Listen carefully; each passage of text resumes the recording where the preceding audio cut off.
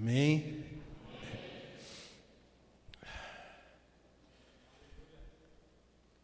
Queridos, foi me dada a incumbência de trazer a palavra do Senhor nessa noite. E o pastor, quando chegou, eu falei: está tudo bem? Eu falei: tá não.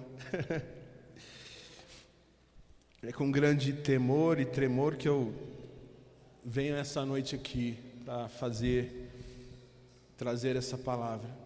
Eu peço aos irmãos que desde já intercedam por minha vida, porque é de grande responsabilidade. E a gente que traz a palavra sente esse peso desde a hora que o pastor fala assim: olha, hoje é você. E eu venho sentindo esse peso, mas o mais interessante é que Deus sempre confirma o seu propósito na nossa vida, amém? Deus sempre confirma o seu propósito na nossa vida, amém?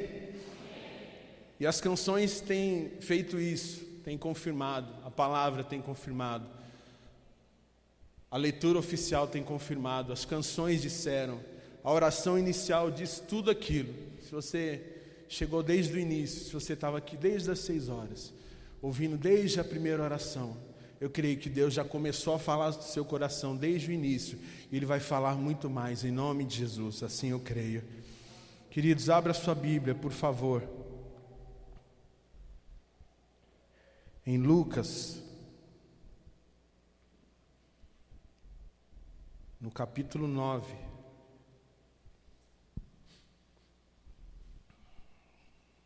no versículo 23, é uma leitura bem conhecida.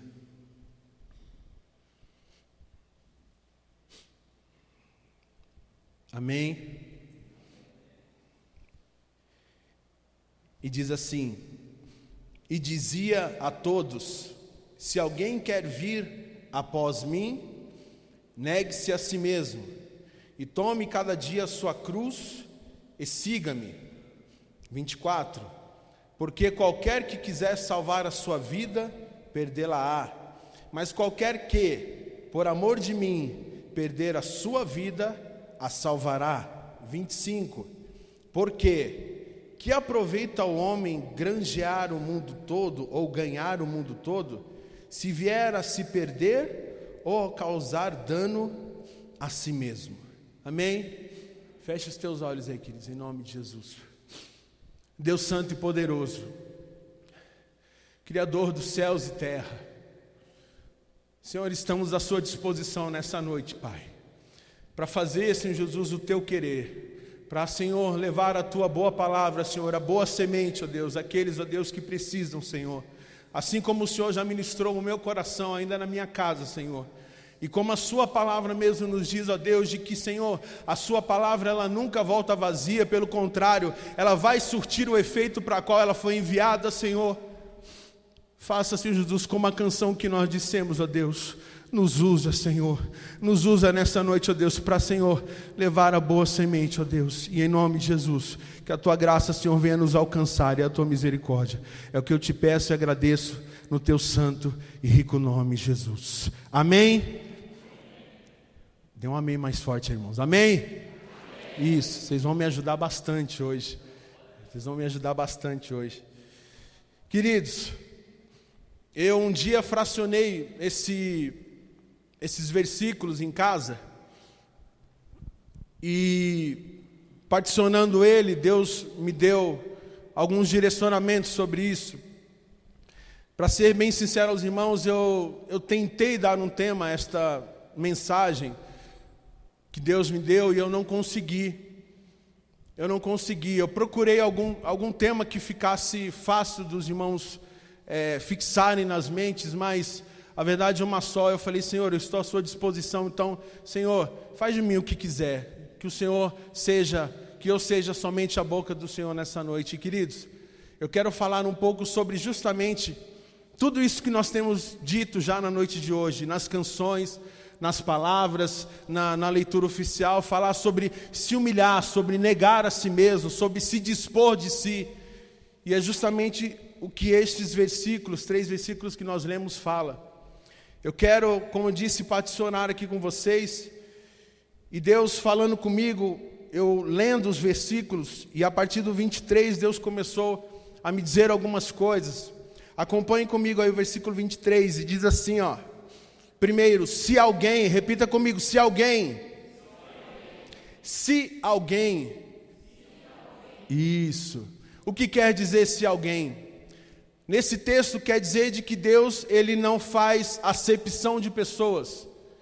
Quando ele diz se alguém, ele não está dizendo, ó, tem que ser brancos ou negros, ou gordos ou magros, ou um tipo de pessoa e outros não. Quando diz se alguém, ele está generalizando, ele está dizendo assim, ó, se alguém, ele está dizendo, olha, qualquer pessoa, isso quer dizer, ele não faz distinção, está aberto a todos. E aí o texto continuando diz, se alguém quer ou quiser, diga quer. Quer dizer, ele nos deu o direito de escolha. Ou seja, é só se você quiser. Você não é obrigado, não existe obrigatoriedade nesse versículo. Ele está dizendo, se alguém, ou seja, a pessoa que quiser, ou seja, não tem obrigatoriedade de você fazer. E aí, se alguém quer vir, diga vir. Mais uma vez, vir. Vir, a Bíblia quer dizer, esse versículo quer dizer que ele está indicando um caminho, pelo qual você deve seguir, se você desejar segui-lo. Vir, ele indica quem é o caminho, e não qual é o caminho. Vocês devem conhecer bem o texto que diz assim, em João capítulo 14, versículo 6. Disse-lhe Jesus, eu sou o caminho e a verdade e a vida, e ninguém vem ao Pai, senão por mim. E aqui talvez você nunca tenha prestado atenção, assim como eu, soube há alguns anos atrás o que isso quer dizer. Poderia estar escrito, ninguém vai ao Pai, mas era Cristo que estava falando, ele estava dizendo de que quem quisesse vir ao Pai teria que ser por Ele. Então ele estava dizendo de que qual o caminho? E o caminho era Ele. Não há outro intermediador, senão o próprio Cristo. Ou seja, se alguém quer vir, ele está dizendo quem é o caminho. Agora, após mim, ele está dizendo qual é o caminho. Os irmãos estão entendendo, amém? E aí começa o meu questionamento com Deus sobre isso. Como eu disse, nós vamos falar sobre abdicar de si, negar a si mesmo, como disse a canção, se humilhar, se dispor. E aí após mim indica o caminho.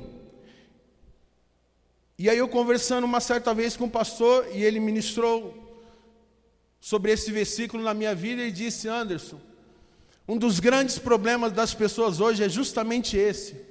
Ninguém quer ir após. As pessoas tendem a querer tomar as suas próprias decisões, a fazer aquilo que lhe bem entende.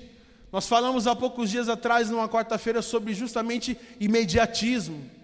As pessoas procuram acelerar o processo de Deus, procuram fazer aquilo que bem entende, para ver se as bênçãos chegam mais rápido, para ver se as coisas acontecem numa velocidade maior. Mas como o versículo que eu li na quarta-feira em Eclesiastes diz de que há tempo para tudo e para todas as coisas, haverá o tempo determinado, e há esse tempo, e Deus já determinou. Agora o grande problema aqui talvez não seja somente ir após Ele, mas negar a si mesmo. Porque o versículo ele começa dizendo justamente isso, de que se alguém quiser ir após Ele, primeiro ele precisa negar a si mesmo.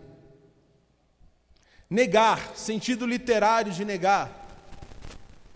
Negar quer dizer, entre tantas coisas que eu li, teve uma que eu anotei que eu achei muito interessante. Negar no dicionário quer dizer afirmar que uma coisa não existe. E agora, dentro do contexto todo que nós acabamos de ler, existe uma revelação de Deus, que talvez não seja tão reveladora para você, mas para mim foi muito. Quando eu li que o sentido literário de negar quer dizer afirmar que uma coisa não existe, eu me lembrei de Paulo.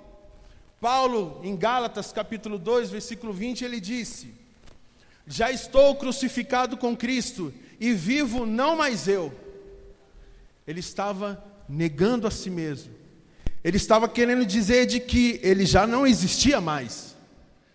Então, se você colocar dentro de um contexto a palavra negar, pensando de que ele está afirmando de que ele já não existe mais, você vai entender o que Deus quer para a minha vida e para a sua vida nessa noite, amém? Uma das coisas que Deus falou comigo foi sobre essa questão de negar. Negar a si mesmo, não se importar consigo mesmo. E aí quando eu comecei a questionar ao Senhor sobre o que eu iria falar dentro desse contexto, me vieram alguns questionamentos também. E Deus começou a remeter à minha própria vida, de como eu fui um dia, de como eu era. Lá atrás, alguns anos atrás, talvez não muitos, porque a verdade é uma só, a gente diz assim, olha, eu estou na igreja desde o berço, eu estou desde os 7 anos, desde os 10, desde os 15, mas nada disso talvez importe, é lógico, e quanto mais tempo na presença de Deus, melhor, mas a verdade é uma só, queridos.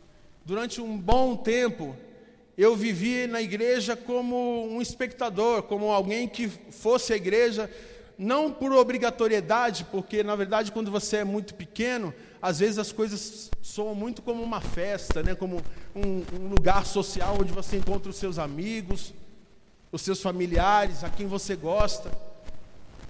Mas um dia Deus transformou a minha mente, Ele me fez entender de que nós não somos somente aquilo que pensamos ser, mas que nós podemos ser muito mais, porque os pensamentos de Deus são mais altos e os caminhos dele são mais altos, amém? Se os caminhos dele são mais altos e os pensamentos dele são mais altos, por mais que você imagine o melhor para a sua vida, nunca será o melhor, porque o melhor é o que Deus tem para a minha vida e para a sua vida, amém?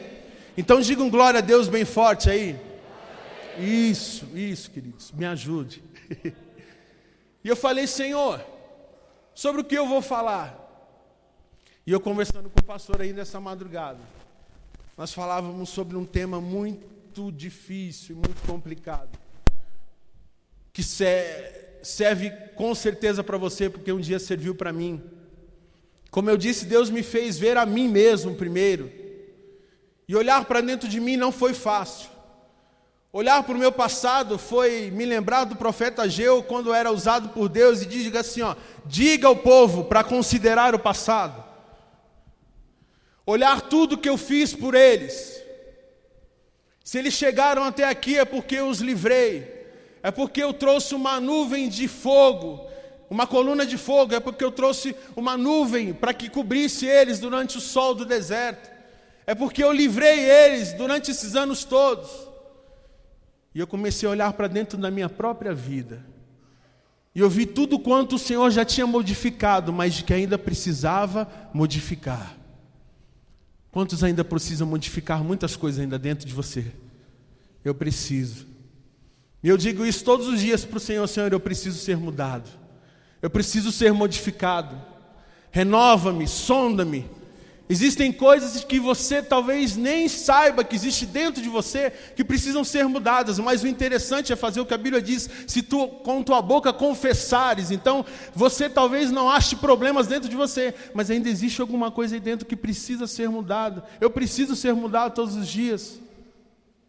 E dentro disso, Deus começou a ministrar meu coração sobre justamente a questão das justificativas. No versículo 25 diz assim, de Lucas, capítulo 9, porque que aproveita o homem ganhar o mundo todo? E aí eu comecei a entender, diga assim, ganhar o mundo todo. Eu falei, Senhor, o que isso quer dizer? De que aproveita um homem ganhar o mundo todo? E eu comecei a questionar ao Senhor, e o Senhor disse algo tão simples, mas que moveu o meu coração. O texto, quando diz de que Deus, através da sua palavra, diz aqui em Lucas, de que adianta o homem ganhar o mundo todo, ele está dizendo assim, de que adianta você convencer o mundo todo? De que adianta você, através das suas justificativas, convencer as pessoas de que talvez você esteja certo? Estou eu aqui numa posição de credibilidade, E é por isso que a responsabilidade aumenta. Ainda mais agora que eu estou tentando esquecer que está filmando. Mas a verdade é uma só, queridos. Somos formadores de opinião. E quando é nos dado esse momento, neste altar, e sabendo quem nós temos como anjo da igreja, que traz sempre uma palavra renovadora para as nossas vidas, muitas vezes de confronto, mas que nos traz um alívio, porque o fardo do Senhor ele é leve. Mas houve um confronto dentro de mim. E a verdade é uma só, queridos. Por muito tempo eu fui assim. Eu poderia dizer assim, eu me envergonho do que eu vou dizer agora, mas, queridos, todas as coisas cooperam para o bem daqueles que amam a Deus. E eu comecei a me lembrar das vezes que eu era chamado na salinha. Tomar aquela bronquinha, sempre com muito amor, e isso eu não posso negar. Quando eu achava que eu ia sair de lá machucado, tinha sempre um azeite de Deus.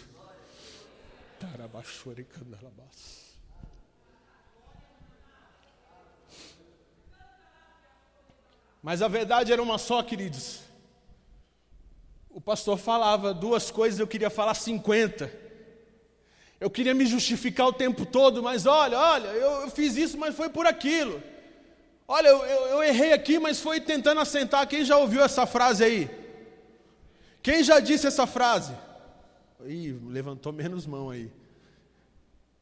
Está igual eu, envergonhado de dizer. Mas é assim mesmo, queridos. Olha, eu errei tentando acertar. Justificativas.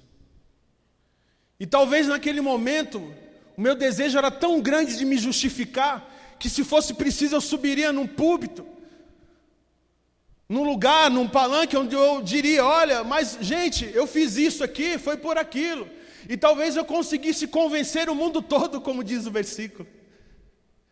Mas a Bíblia diz de que adianta você convencer o mundo inteiro e perder a sua alma. Isso é muito sério. Às vezes a gente fica assim, tentando se justificar o tempo todo. Ah, eu errei por isso, eu errei por aquilo. E aí, queridos, Deus começou a ministrar uma outra questão na minha vida.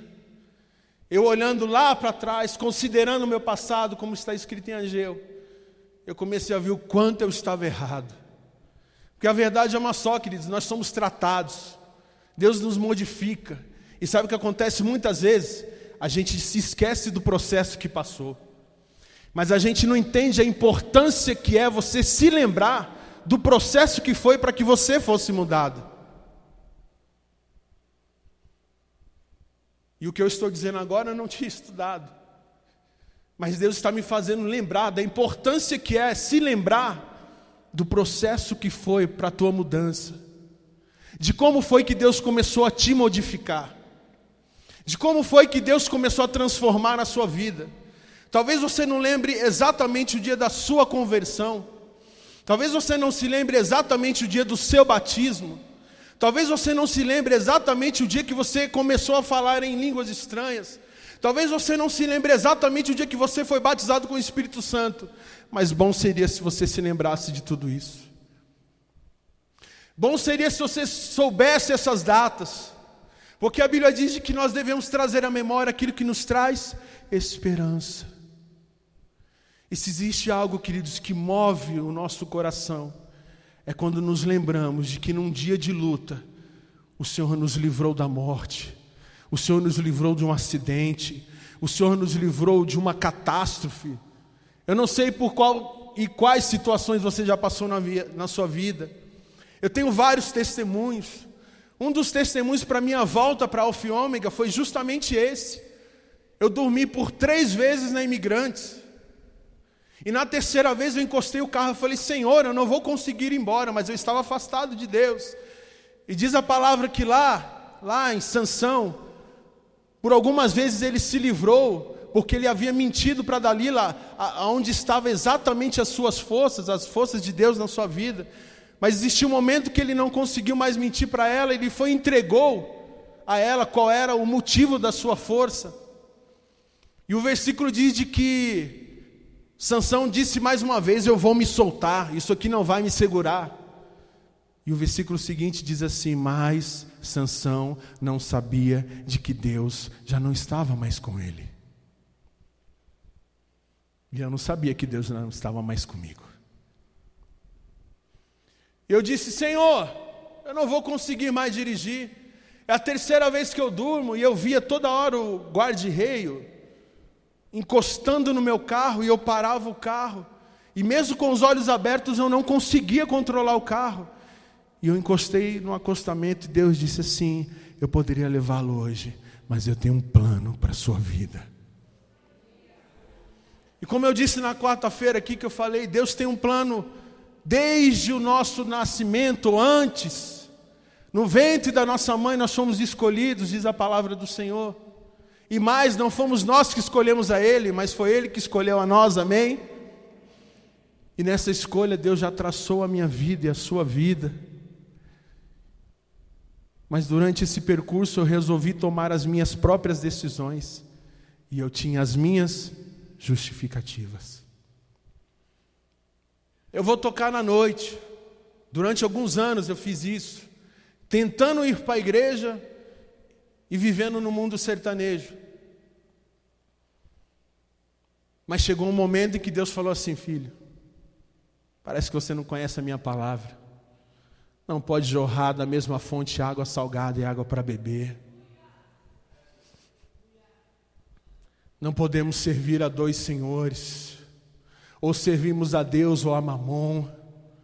E naquele momento eu estava servindo a Mamon, mas me justificando o tempo inteiro. Senhor, se eu não continuar trabalhando aqui, como é que eu vou pagar as minhas contas? Como é que eu vou pagar o carro que eu acabei de comprar? Havia 2 anos que eu tinha comprado um carro. E eu tinha feito aquela loucura de 60 meses. E eu falei: Senhor, o que eu vou fazer da minha vida? E Ele disse para mim: negue-se a si mesmo. O que te atrapalha de voltar para mim? Eu falei: Senhor, a prestação do meu carro. Ele falou: se desfaça dele. E eu comecei, fui numa loja, e o rapaz falou: deixa em consignação. Eu falei: o senhor não está entendendo. Ele disse para eu devolver. Ele falou: quem disse para você devolver? Eu falei: Deus. Deus disse para você devolver, você não vai entender, mas eu preciso devolver. E fui em outra, e fui em outra, em outra, em outra. E eu me livrei daquilo que estava me aprisionando, as minhas justificativas. Os irmãos estão me entendendo, amém? Me justificava o tempo todo. E eu dizia: pastor, é porque eu preciso. Pastor, eu fiz aquilo porque era necessidade. Pastor, Quantos de nós vivemos assim? O tempo todo nos justificando, dizendo: eu estou fazendo isso por aquilo, eu não estou fazendo isso por aquilo, eu deixei de fazer isso por aquilo. Na verdade, nós ficamos procurando dentro de nós mesmos motivações que um dia existiram, mas de que elas não sumiram de lá. Como eu disse, seria bom se você se lembrasse das datas, aquelas datas especiais, não somente a do casamento, a do namoro, a do noivado, mas o dia em que Deus selou você com o Espírito Santo, ou aquele dia da sua conversão, ou aquela canção que você ouviu na sua casa e chorou amargamente, porque foi assim comigo. Mesmo deixando o carro de lado, eu falei: Senhor, e agora? Como é que eu vou fazer para voltar para a igreja? E um dia eu me peguei chorando dentro do meu quarto. E ali chorando eu falei: Senhor, o que o Senhor quer de mim? Ele falou: filho, volta logo, volta logo. Mas Senhor, e vinha outra justificativa. Mas Deus, e vinha mais uma justificativa. E eu não estava entendendo o que eu estava fazendo para Deus. As justificativas só nos aproximam de uma coisa: da nossa própria razão. E eu escrevi isso pensando no que o pastor postou essa semana, falando sobre ter razão ou ter paz. E aquilo foi me corroendo por dentro. Eu li aquilo, e aquilo, querido, se você não tem o hábito de ler, Você só vai lá curtir. Comece a praticar isso. Pegue páginas de homens e mulheres de Deus que realmente estão ali para postar coisas que valem a pena. E seja ministrado pela manhã, talvez por um vídeo, talvez por um versículo bíblico. Mas aquilo ali mexeu muito comigo. Eu falei, Senhor, por quantas vezes eu fui assim? Querendo sempre ter a razão. Querendo sempre ter a razão de tudo. Porque na verdade Deus conhecia o meu coração e conhece o teu. Ele sabe que por muitas vezes, e a maioria não é por maldade. Na verdade você se justifica tentando ser o filho, o servo. Mas acontece uma coisa, queridos, que a gente inconscientemente faz. E a gente não percebe, e a gente vai falar sobre isso. Lucas capítulo 9, versículo 25 ainda diz assim: por que aproveita o homem ganhar o mundo todo, se vier a se perder ou causar dano a si mesmo? E veja que interessante, talvez você também não tenha prestado atenção nisso, mas as justificativas causam danos não nas pessoas, não em outros, mas em você mesmo. E olha o mal que eu disse que estava fazendo para Deus. Não de que Deus, o que você faça vá fazer ele se sentir mal, talvez não seja essa a palavra certa, mas os irmãos vão entender quando eu disser o versículo aqui. E diz assim, Lucas capítulo 9, versículo 24: porque qualquer que quiser salvar a sua vida, perdê-la-á. As justificativas, elas nos tornam juízes de nós mesmos. Quando você precisa se justificar, eu já fui em pequenas causas, e pequenas causas, por muitas vezes você não precisa levar um advogado, né? Funciona assim.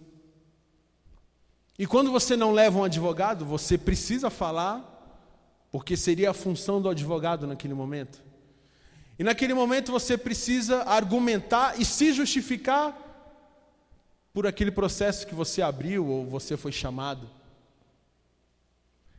E veja o que a justificativa faz. Naquele momento em que você toma o papel do advogado, você está se justificando, certo? Se você está se justificando, você não tem necessidade daquele advogado. Da mesma forma é na nossa vida espiritual, na nossa vida com Deus. Não é diferente, queridos.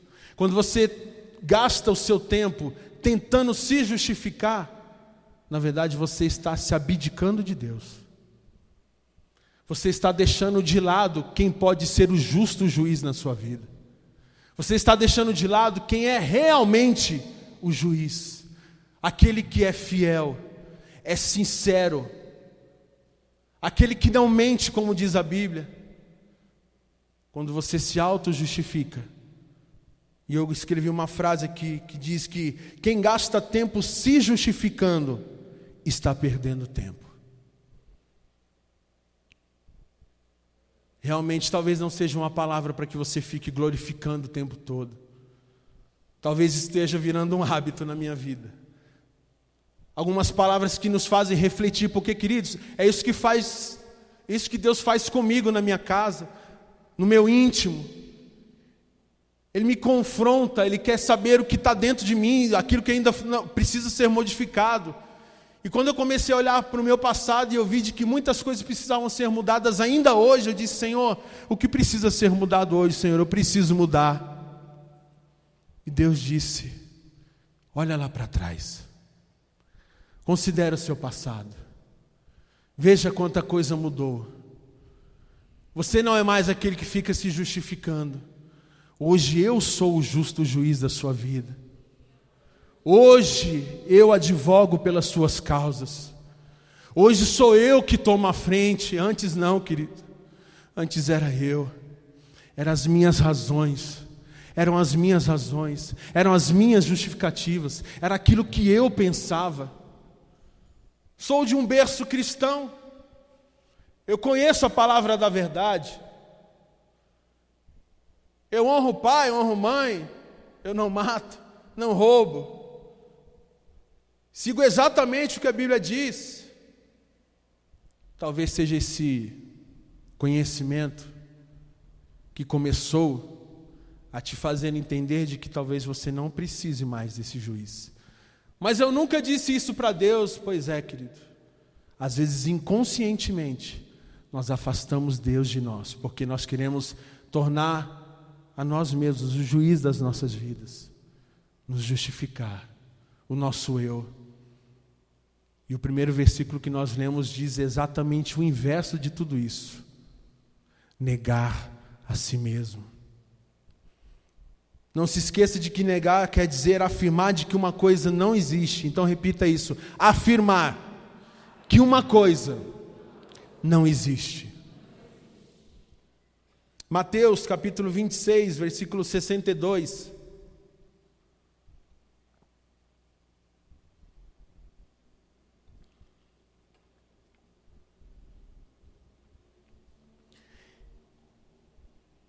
E diz assim: e levantando-se o sumo sacerdote, disse-lhe: não respondeis coisa alguma ao que estes depõem contra ti?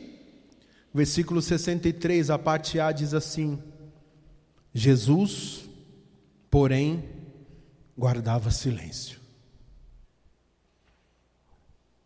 O mesmo texto, a mesma história, aliás, está escrita em Marcos, no capítulo 15, versículo 4 e 5.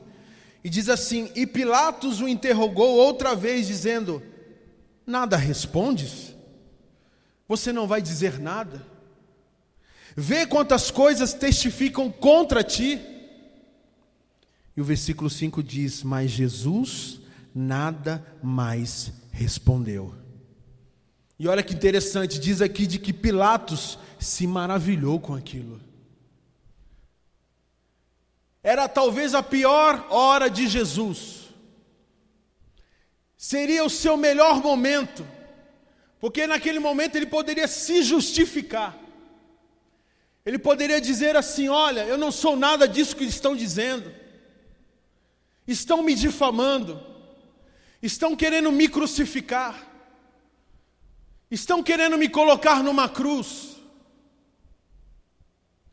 Mas veja que interessante, nos dois versículos que lemos, nos dois textos. E queridos, se alguém que precisamos imitar é a quem? A Cristo. Cristo teve todas as oportunidades. Foi-lhe dado a palavra. Ele poderia naquele momento dizer assim: olha, não. Ele estava no Sinédrio. As pessoas queriam saber se realmente ele era o Cristo, o Filho de Deus, o enviado. Nós sabemos que ele é. Mas as pessoas estavam procurando algum motivo para crucificá-lo. Mas naquele momento ele poderia se justificar. Ele poderia dizer: olha, eu não sou nada disso do que vocês andam dizendo. Ou aliás, eu sou isso que vocês estão dizendo.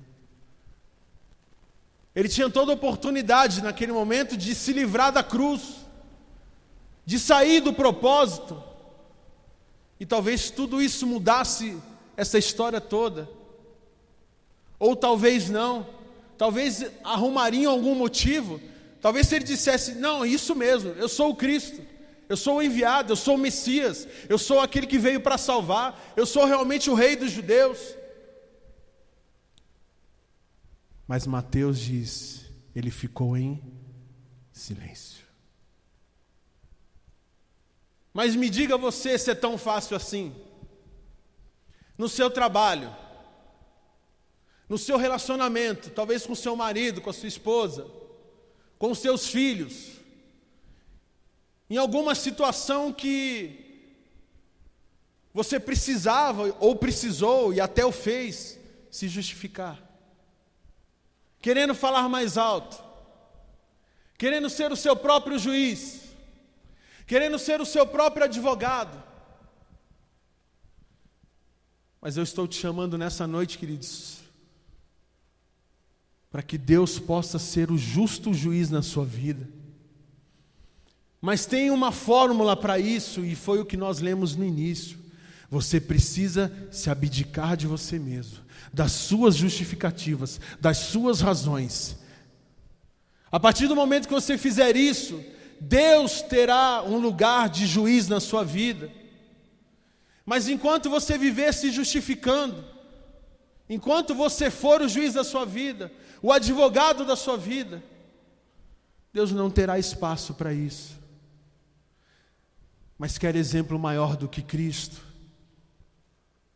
podendo se livrar daquele julgamento, podendo sair daquela situação talvez de uma maneira melhor ou não, nós não sabemos, mas naquele momento crucial talvez para a sua vida, para que ela continuasse talvez o seu ministério por alguns anos a mais, não se sabe. Mas ele resolveu ficar calado.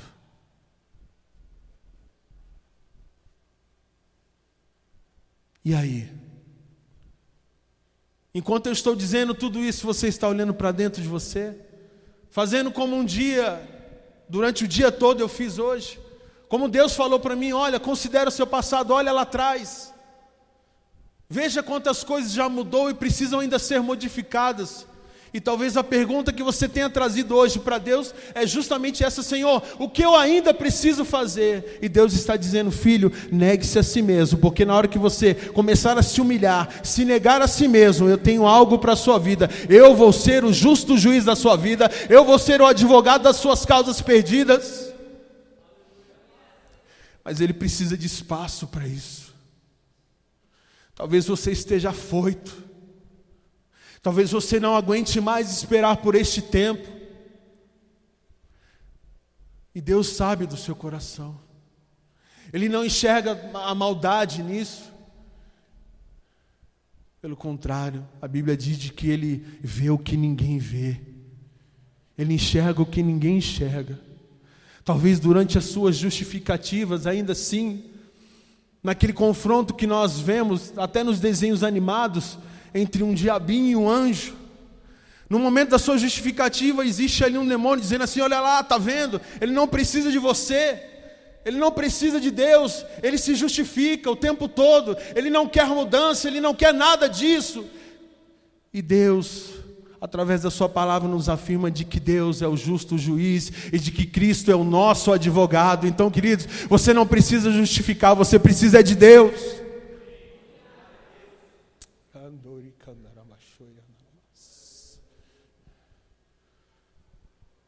Olhe para dentro de você. Olha quantas coisas já modificaram. O Senhor te trouxe até aqui. Eu não sei há quanto tempo você está na presença de Deus. Eu não sei há quanto tempo você já se converteu. Eu sei de uma coisa, assim como dissemos na quarta-feira, há um tempo determinado para todas as coisas, queridos. E Deus já traçou uma linha de vitória para a minha vida e para a sua vida. Você só precisa aguardar o tempo certo. E o tempo certo, queridos, não é como nós pensamos. Talvez tenha aqui pessoas que já tiveram um processo judicial, já entraram com algum processo na justiça por alguma empresa ou por qualquer outra causa. E hoje existem as pequenas causas e alguns outros artefatos e coisas que a justiça está tentando fazer para reduzir o tempo. Mas talvez você olhe para alguns anos atrás e lembre talvez do seu pai, do seu avô, que entrou com um processo contra uma empresa, e esse processo rodou por 5, por 10 anos, por 15 anos, eu não sei. Talvez tenha sido assim na sua vida também até hoje.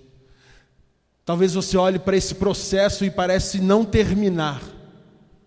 Parece que esse processo não vai acabar nunca, mas Cristo hoje, nessa noite, desde o início Ele está dizendo assim: filho, você precisa se humilhar, negar a si mesmo. Depois que você fizer tudo isso, eu vou ser o justo juiz, eu vou ser o advogado da sua vida, eu vou tomar as tuas causas nas minhas mãos. E olha, querido, nas mãos de Deus é impossível dar errado.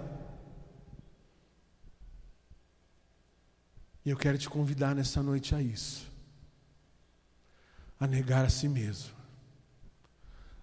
A fazer como a canção que o Alex cantou nessa noite diz: se humilhar diante do altar. Porque sacrificar é isso, justamente o que a canção diz, queridos. É algo que custe algo. E o que vai custar para você nessa noite? Talvez um passo de fé. Talvez um choro que esteja ainda recolhido aí dentro. Talvez passar o que você chamaria de vergonha do lado de alguém, porque existe algo que precisa ser mudado dentro de você, mas você não consegue expor isso, externar isso de uma forma, e você fica ali fechado, não quer chorar, não quer dizer, não quer falar, mas você está sofrendo por dentro. E Deus está dizendo assim: entrega na minha mão, filho, eu sou o justo juiz. Entrega na minha mão, eu sou o advogado das causas perdidas. Se humilhar, se entregar, se sacrificar, negar a si mesmo. Eu quero te convidar nessa noite a isso. Aí onde você está, se o pastor me permitir, eu quero orar. Feche os teus olhos aí.